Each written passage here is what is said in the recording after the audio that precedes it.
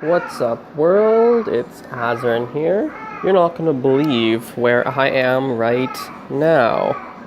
I am in Taipei in what's called a dog, cat, and bird cafe. So essentially, it's a cafe where you have like food and drinks and all the normal things, but you also have just dogs and cats and birds that are all free. So if you guys check out my Instagram, the username is Polyglot Azren. If you guys check that out, you'll see a lot of the pictures I posted of all the cats and the dogs. There's actually some shots of the cats like drinking out of my own water glass, and I was like, no, that was my water. What are you doing?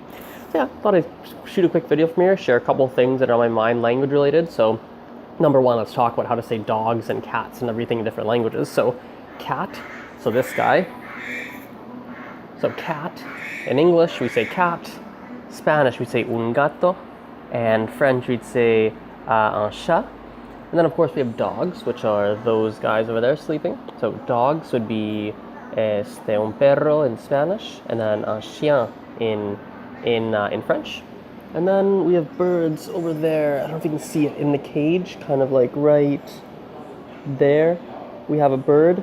So bird in English, pájaro, un pájaro in Spanish, and then we have oiseau in French, oiseau.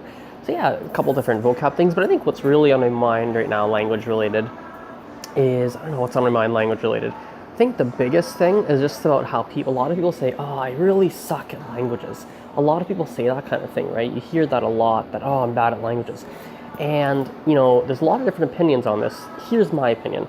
Number one, I feel like there's a lot of people who say that, oh, you're not bad at languages, you're just picking the wrong approach. And I agree to an extent, but I also disagree. Like, I actually think it's very wrong to say that everyone has equal opportunity to learn a language. I think that's not quite the case. I think some people naturally are better than others, right? I think some people do have a higher natural skill set for languages than other people. So I think everyone can learn languages. I think that's real. I think everyone can, but some people will find it easier than others. That, I think, is just fact. But number two, and this is the more important point, I think for me, I always go, now what, right? So, okay, you suck at languages. Languages aren't your strength. Now what, right? Does this mean you have to work 3 times as hard than the average person? Maybe. Does this mean you're going to have to choose different approaches? Maybe.